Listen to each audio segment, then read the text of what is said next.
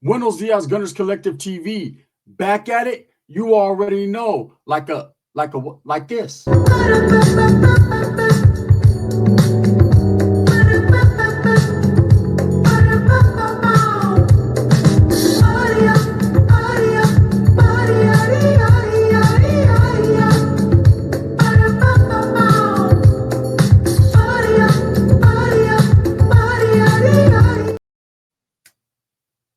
I was into it, man. Welcome back to Gunners Collective TV. If you've not hit that like, subscribe button yet, make sure that you hit that notification bell. Put the notifications on all so that way you're directed in the direction of the dope content that the gun is kicking. And I appreciate all the support, man. We're going up on this channel. It's all because of you. And for that, I'm very humbled and I appreciate it. So let's talk D.V.I. prison, Tracy prison. You know, I've been there several times. And I remember one particular situation that blew my mind. You know, I kind of had a feeling, kind of had, you know, an inkling of what was going on. But again, when you're in prison, man, here's some advice for those of you going to prison, like Lefty Gunplay, D. Kane, all you cats that just the cloud is just too much, right? Silence is a virtue. Stay silent, man. Don't pay attention to other people's problems and other people's pedo. Let them do their thing. You do you. You worry about yourself. You worry about your camaradas and your homeboys that are in your cell or around you. But this is a situation and a story I'm going to tell of guys that, you know, they had some shit going on. And some other guys were paying too much attention, and that alerted the authority. The authorities came, and it just went asshole, buckhole, buck wild, right? So let's get to it. I said asshole, and Wes Watson's ears perked up. It just is what it is, right? So I'm in Tracy, and I've been to D.V.I. Tracy. You know, those of us that have been to D.V.I. Several times, we call it Tracy Prison. It's located in Tracy, California, or was. Subsequently, since, you know, all these different prison things going on, it's been shut down. It was a very old prison, man. Water contaminated as hell. Brown water. Brownsville brown water, right? It was a disgusting place, a very dirty place. You know, to see them just move guys in out of one cell and other guys right in that cell without cleaning materials, it was crazy, at least on the reception side. You know, Tracy had a main line, which was a lower level main line, and then they had the reception. You know, when you're young, you hear stories in Northern California about Tracy Prison, D.V.I., Gladiator School, the establishment of prison organizations, the murders, the killings. You know, a lot of things happen in that prison. It got a long history.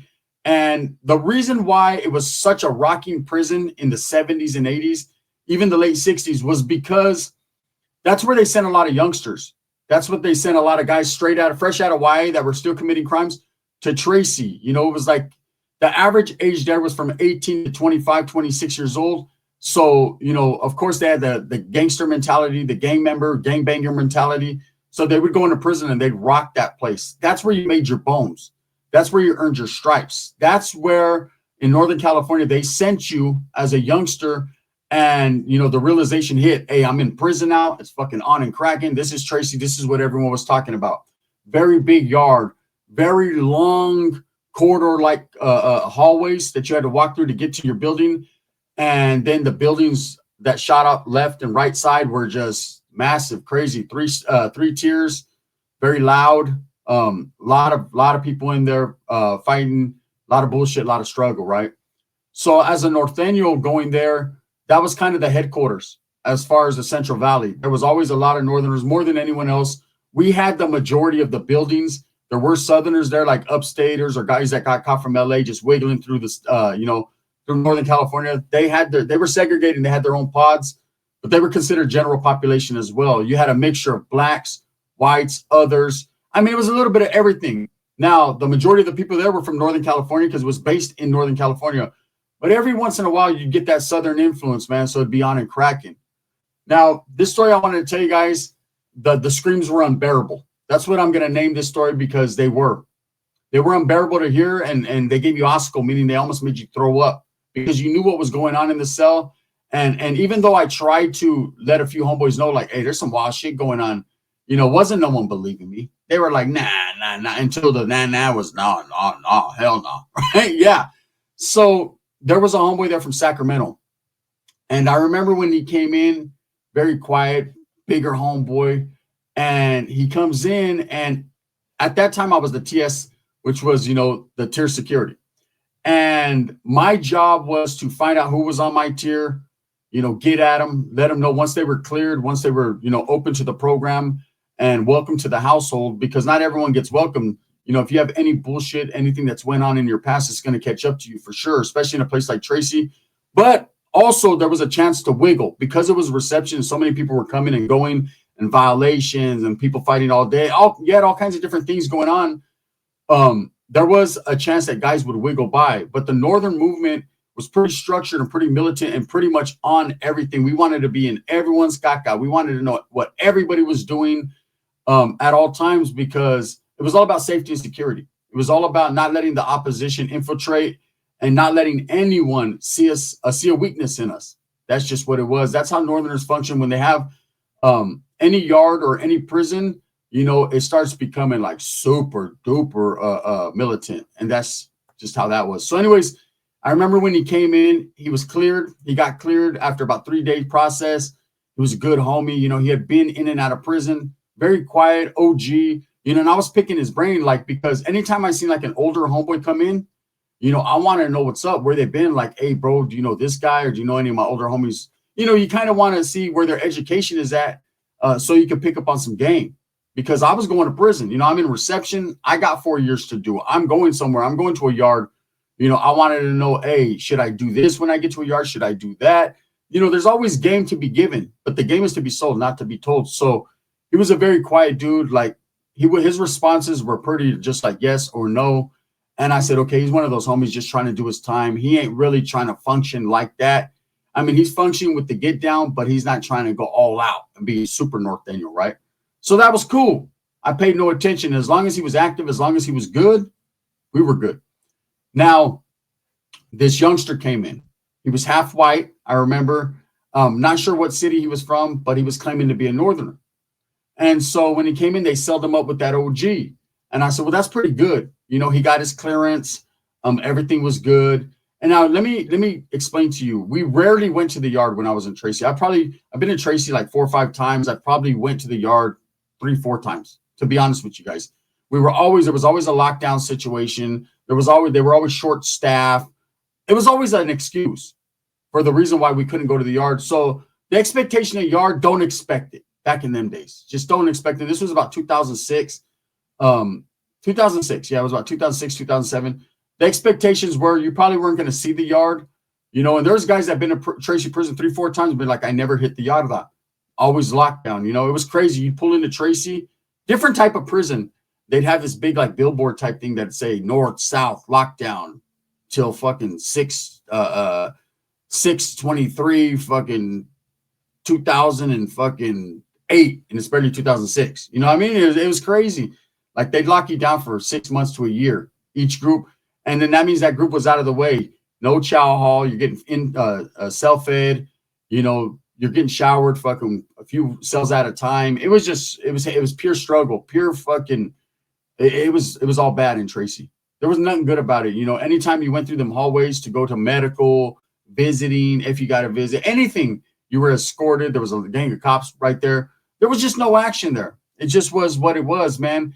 Every once in a while, when they did have movements, because there's been times where I went on movements and times where there wasn't, you'd see fools lay the yard down. Every chance, every opportunity they got, yard was going down. Removal, constant. It was a constant thing. So anyways, they put that youngster in that cell with that dude. And I'm thinking, good. Maybe he can game him up. Some dudes don't like to talk on their tier respectfully. They're not loud. They're just professional in their willings and dealings and doing their time. And then there are those that like to bump baking soda breath on the door. Not in a bad way, but they just like to be talking that shit and all that, right? Just homies like, hey, just trying to shoot the shit. Tracy, you didn't talk out of your doors necessarily, unless it was someone that came to your door like a tier tender. Then you can shoot the soap over here or whatever, right? Most of the business and most of everything was conducted in the back. All windows were broken out in Tracy, and there'd be people shooting Spider-Man lines across, fishing, screaming, yelling to the other tier. It was chaos, constant, right? As a Northerner, you weren't allowed to sleep anyways during the day, so who gave a fuck if it was loud, right? But it continued at night. It wasn't like, hey, once program shutdown hit, program shutdown didn't hit. That's when everyone started kicking it, chopping it up. Tracy was a different animal. So anyways, I was thinking, okay, this dude, He's very quiet on the tier, but you know, when you're with your celly, you gotta talk, you gotta communicate, converse, you know. And most of the time, you become someone that you think like, I ain't gonna fucking like this dude. Look at him, he fucking got hair all over his back and shit. Fuck. You end up becoming best friends with them. He ends up becoming your good taita, your homeboy. Some people, man, they form good bonds. My Theo, you know, one of his better friends, his best friend, in fact, he met in Tracy. He was a dude from Sakra. And he ended up marrying that dude's sister, having kids, everything. My cousins, you know, are from her. And that's just how that went. You know, you become very cool with your cellies most of the time, not all of the time. I've had some cellies that, man, I still, when I breathe hard, I still smell their shit. And it's amazing. You know, it's not institutionalized. It's truth. It's facts, homie. Right? So anyways, this dude's in the cell with them. And at night, you know, we're kicking back one night, me and my celly. My celly was from Windsor, place called Windsor, and we're chopping up game, bro. And we're, you know, he's telling me a little story about this chick he used to be with and how he was with her sister, and then the heifer wanted her. And I was like, tell that story again. That shit got me aroused, bro. That's the shit right there. So he's telling the little story, and all of a sudden I hear like screaming, but it was like animalistic. It was grunting and screaming. It was Meek Millish, right? It was no Diddy. It was real Meek Millish. So I put my ear to the door. I'm like, damn, someone's in there again. Fuck, homie, right? Like, damn, bro, you were just telling the story, and that shit right there made my shit go. Well, as soon as I heard that, it's all bad. So I'm hearing screaming. Now I knew the next 4 cells next to me. It was us. It was some Africanos. They were Crips, man. They were from townhomes, right? Stockton, 44 Gs. Then next to them was some Woods. Brother, yes, they were there. They were drinking coffee. They weren't grunting. They weren't groaning. Maybe they were. I don't know. But then next door to them was that homie, those 2 homies, don't you know me, right? And so that youngster, I'm pretty for sure it's the youngster's in there screaming, right? He's in there getting taxed. And I shoot a wheel out down the next day because, you know, I don't want to make it a big issue. So I get at the homeboy like, hey, the OG homeboy, right? Like, hey, bro, was that you guys last night? Were you guys in there thumb wrestling or what was going on, right? And he's like, no, that wasn't us, fucking whatever. All right, cool. You know, he was like, I think that was the Woods next door. I'm like, shit, that sounded real Mexican-ish, but cool, whatever, right? Next night, we're chilling. It's about 1 a.m, man. Hey, we're up late night. The homeboy was good at telling stories. He's telling me crazy stories, right? Hey, fool, I remember this fat chick. She rolled over, bro. My chorder almost smashed. I was like, nah, right? All of a sudden, right? It's a little bit more animalistic. It sounded like a hippo fucking a zebra or vice versa. And I was like, what the fuck's going on, right? So I said, on the tier just to kind of like, you know, I could look down on the bottom tier. We're on the second tier. I could see homies looking up like, they're already fucking signing you. Like, what's up, right? And I'm like, I don't know. You tell me. Are they moaning or are they choking or are they choking and boning? Like, what's going on? This shit ain't normal. This ain't active. This is GP. These are the streets, homie, right? I'm pissed. So I get at the homeboy the next day on paper, you know, because you don't want to put business on the tier, even though they're screaming on the tier. And the black dude bangs on my cell. Boom, boom, boom. From townhome, right? He was real cool. He was the homie. So he's like, hey, shoot a line. Hey, shoot a line. NA, shoot a line. I'm like, all right. So that means shoot your line out there, your fishing line. He's got some hot material for me. He's like, it's a hot one, man. One time, right? I'm like, all right, cool. So I fish it in. He's like, man, bro, they in that motherfucker. Fuck it, bro. Some ain't right. So I said, all right. So what had happened was about 2 days later, they took us out for medical. And they took me, my celly, the OG they didn't take for whatever reason. They took the youngster that was a celly. So he comes out and his arms are all black and blue. And he's an active homie at the time. So I'm like, hey, bro, are you getting super active in there? What's going on? He was like, bro, nah, me and my celly, we just be horse playing and shit. That fool be choking me out. And I'm like, yeah, you're not supposed to do that, homie. You're supposed to carry yourself for professionalism. Like, he's like, nah, it ain't even that serious, man. That's a cool ass dude right there. He's hella cool. So he's sticking up for celly. So I'm like, maybe, you know, we got the maniaco fucking of everybody's just thinking like, oh man, they're in there doing wild shit. But they're probably not, right? So anyways, he seems cool, man, but he got these bruises. So I tell my son, did you see that shit? He's fucking have bruises like from the top of his earlobe all the way to his fucking shoulder, bro. What's going on right there? And the homie's like, nah, I don't care what he says, bro. They're in there doing some wild shit. Like, you don't just get that shit from wrestling. So whatever, man. I get at my channel, who's the homie that has status. He's downstairs. He wants to know what the fuck is going on up there, right? Like, hey, bro, is the fucking homie taking advantage of the little dude, right? I said, I don't know. I don't know what's going on. So what had happened was they, for some reason, you got to understand, I was looking at level 4 time, level 3, level 4 time. So sometimes you sit there in reception longer than the guys that are just coming in level 1, level 2. Now, the OG was in there on a fucking violation. So that means he's going to go wherever he's going to go fast, or he's not going to go anywhere at all. That youngster was like a level 2, level 1. So he's going to go pretty fast wherever he goes. They always have bed space in the dorms. They never have bed space on the 180s, 270s. It takes forever to get out of, reception, at least anywhere from 3 to 6 months. So as I'm posted up right there waiting, what do you call it? He fucking, the cops go to the door to tell the youngster he's got to go. And I can hear the youngster refusing. Nah, I'm not leaving. And I was like, what? Like, you can't refuse a movement as an active gang member. Like, it just ain't going to happen, right? And so we're like, what's going on, right? And everyone's on the tier like, what the fuck? I see all the homies on the tier. They're like, what the fuck's up, Hey, ¿qué traes ese? Right? What the fuck is going on? You got to go, homie, right? Hey, there's OG. You fucking go over there, McFarland, and give him hell, right? I'm like, oh, shit. And I could hear the OG finally for once talking, and he's like, he ain't going nowhere. So they barricaded their door, right? Come to find out, these motherfuckers was in there on some lover shit, right? And they did not want to be separated. These guys fought it out. The cops, the extraction team went in there, had to snatch him up. They were screaming and crying. The OG was crying. They were crying, holding each other's hands, trying to pull them apart. They fell in love up in that motherfucker. Love in this club. In this club. I was like, what the fuck? Hey, I couldn't believe it. The homies are like, hey, you're a degenerate, right? Straight up. Hey, we dropped them right there. There was no, you're getting your due process. There was no, hey, we need to find out what happened. These motherfuckers were both in there butt naked with shit all over them, screaming, right? No, don't leave me. The cops are literally pulling the dude by his ankles, and the other guy's holding on to him. Like, they did not want to leave. So anyways, they end up taking the whatever he was, the victim, right? They took him out of there, and the other dude's still there. And I'm like, what the fuck, bro? Because they're going to cell extract him too. Because when they opened the door, they just snatched up the youngster. He's screaming, ah! Now they're coming in to cell extract old boy, right? Old boy ain't going. He's a big boy. He ain't going out like that. So the cops come in there fighting him. This motherfucker's dick is just swinging everywhere. I'm like, what? He's on the tier, slipping and seeming. He was slipping into brownness. It was crazy. Okay. Screaming was going on. Anyways, they end up fucking dragging him on the tier. And I remember him passing my son. I look at him like disgusted, like, what the hell was going on? Damn, bro, you make the homies look bad. And he looked at me and he was like, I don't give a fuck what you guys think. I love him. I was like, oh, no, right? This is the type of shenanigans you have to deal with in prison. Okay? Let me tell you guys another story real quick.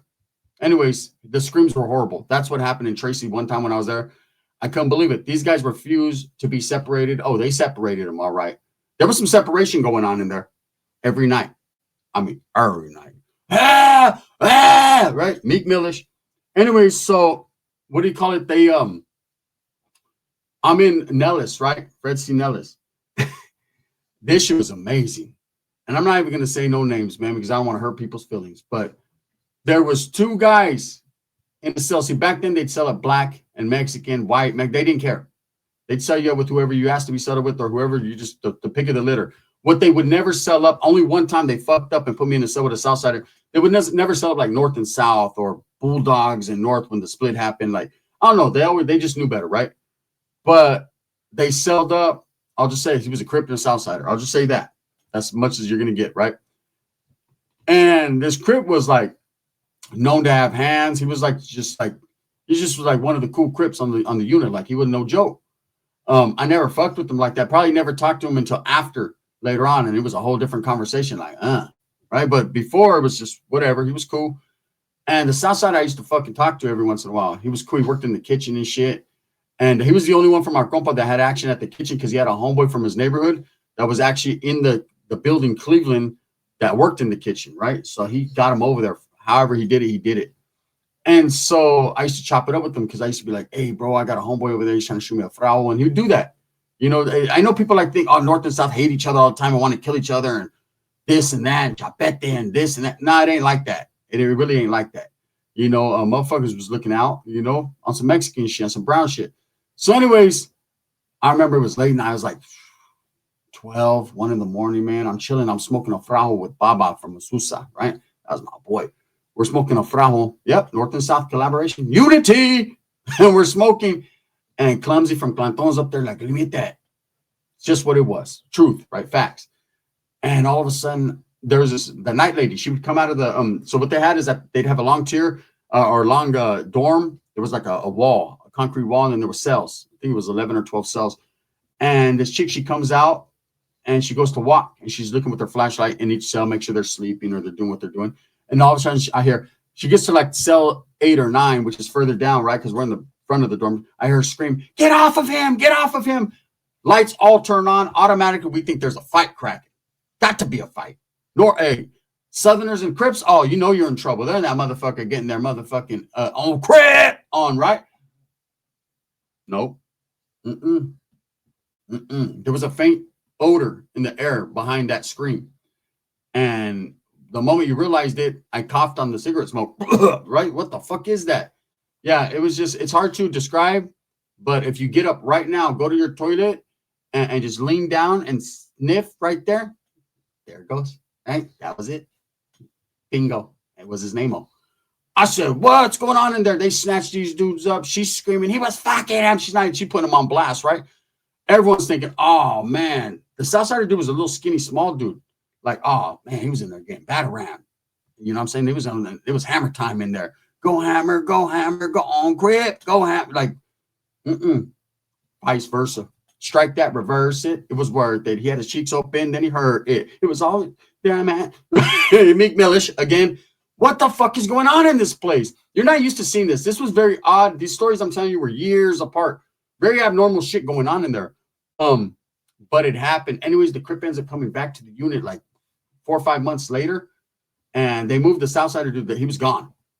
And that dude was full-blown Diddy. Like full-blown. It was different, bro. That fool was walking around like a straight drag queen. I couldn't believe it. But shit happens. So you see certain things in prison, man. I got other stories I could tell you. You know, I did this video because someone asked me, hey, you ever seen some weird shit? I don't know, that it's just fantasy, I guess, to hear it. There it is. That's about the extent of it. I got a couple other stories, bro, that I've already told, so I can't speak on those. Anyways, with that being said, D.V.I, Tracy prison was a very crazy place. There was shit going on there that I can't even speak on, but I'll never forget that. Them dudes were screaming like this, like fingertips. Ah! Right? He didn't want to go nowhere. They shipped his ass out to suck the next chorra. Get out of here, stupid. Homies were like, damn. And Wood was like, hey, brother, were them Norteños? We were like, hell no. Them were J-Cats. Straight up. Thumbs up or thumbs down. Heavy's going to be the head that wears the crown. I'm going to continue to strive, struggle for what I truly believe in. That's the betterment of all people, man. I appreciate you guys. Thank you.